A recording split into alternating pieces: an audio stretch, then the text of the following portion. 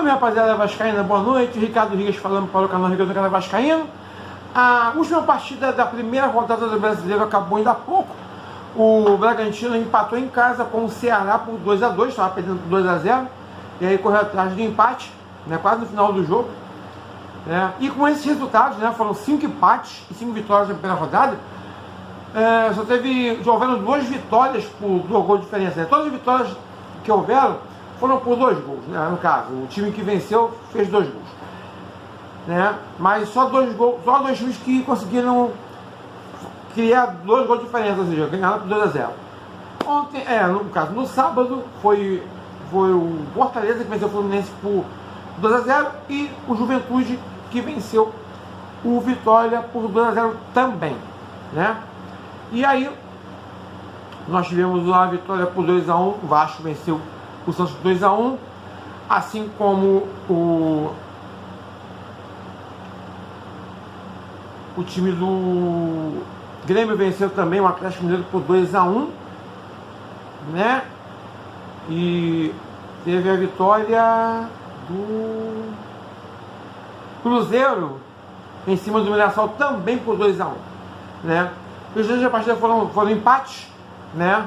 O de hoje 2-2, ontem Bahia e Corinthians empataram em 1-1, assim como Botafogo e Palmeiras e Botafogo empataram por 0-0 no domingo, e no sábado os empates 0-0 entre São Paulo e Sport e 0-0 entre Flamengo e Internacional de Porto Alegre. Com esse resultado, o Vasco está na terceira colocação, atrás somente de Fortaleza, que lidera, e Juventude no segundo colocado, né? Então, se o campeonato acabasse hoje, já estaria na Libertadores, né? Faltam ainda 37 rodadas, tem muita água para passar embaixo dessa ponte. Conversei ontem a respeito sobre isso, né? O Vasco pelo menos mostrou um espírito de luta grande, estava perdendo por 1-0 e correu atrás da vitória, e ficou em cima do Santos, né, o tempo todo, e conseguiu vencer a partida, né, no segundo tempo, com gols do Nuno Moreira e do Verratti. E vários youtubers já comentaram a respeito do chilique, que ontem na zona mista do estádio São Januário, o presidente do Santos, Marcelo Teixeira, ele, assim como alguns youtubers e repórteres torcedores do Santos, eles vivem num planeta diferente da Terra. Eles vivem em uma outra dimensão, em outro plano, né? No mundo de Nárnia, eles abrem um armário, entram e aparecem lá em Nárnia, né? O Marcelo Teixeira falou que foi inadmissível o Santos perder para o Vasco São Januário. Por ele, o Vasco perderia para o Santos. Entendeu? O ponto aqui chega ao desrespeito dessas equipes. O Santos, se vocês esqueceram, meus camaradas, meus amigos do canal Rigas do Canal Vascaíno, esse time aí do Santos estava na Série B até ano passado. O técnico deles é o nosso técnico hoje em dia, né? O Fábio Califa campeão com esse timinho aí do Santos, né? Que sem Neymar e sem o anão instalador de bolas, é um time, pra mim, medíocre pra baixo, né? E aí tem o Sormani também, que parece que é o torcedor símbolo, é repórter, né? Mas parece que é o torcedor símbolo do Santos, né? A gente releva, né, as opiniões dele. Cada um tem a sua opinião, né? Cada um tem a sua, né, opinião. As pessoas podem ter o direito de achar as coisas do jeito que elas podem ver, achar que azul é cinza, vermelho é roxo, branco é amarelo e cor de abóbora é azul. Não tem problema nenhum, né? As pessoas podem achar as coisas e falar que aqui atrás esse painel é de madeira, mas eles quiserem falar que é de aço, quem sou eu para discordar, né? Só que a realidade é uma, né?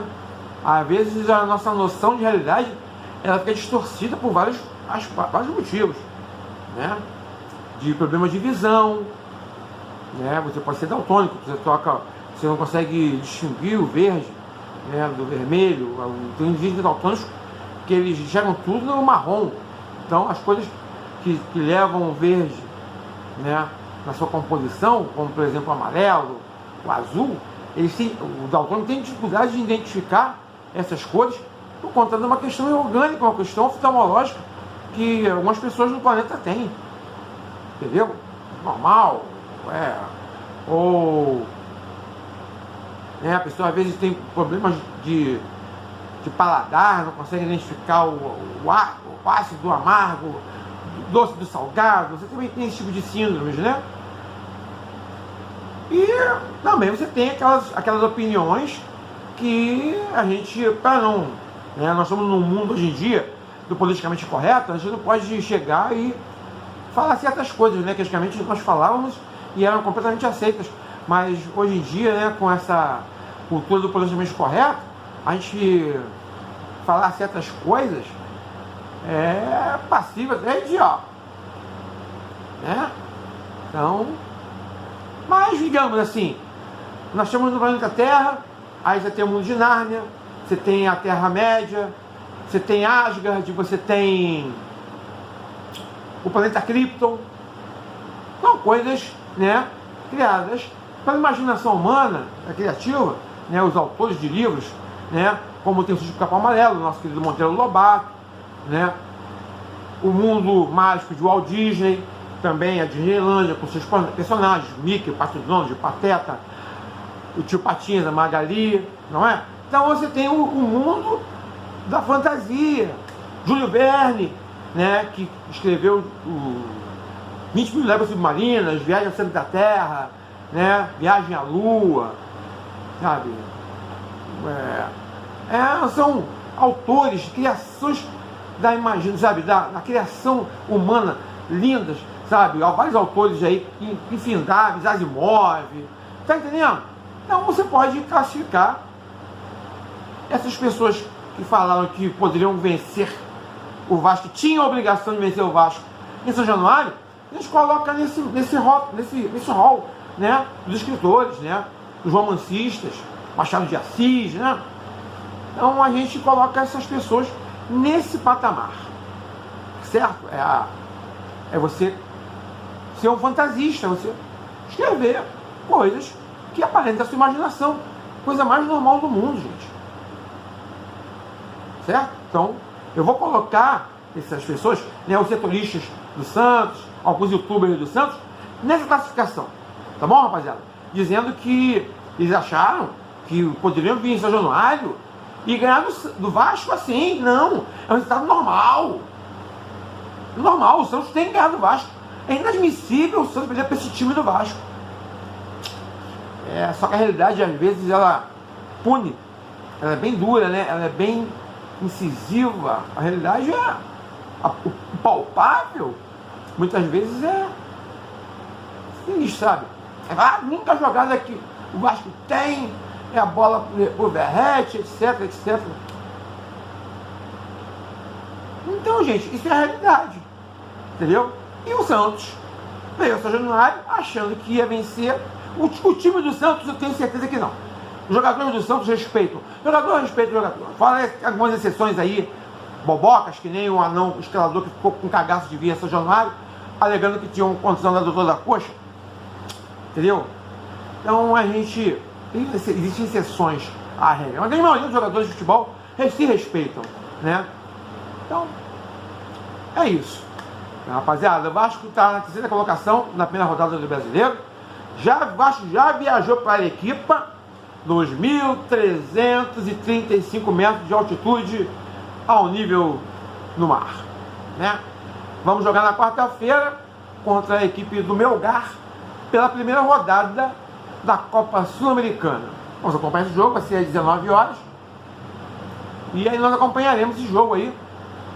Já vim com o pré-jogo, para falar sobre escalação, né, os táticos do Vasco, né, os relacionados para a viagem.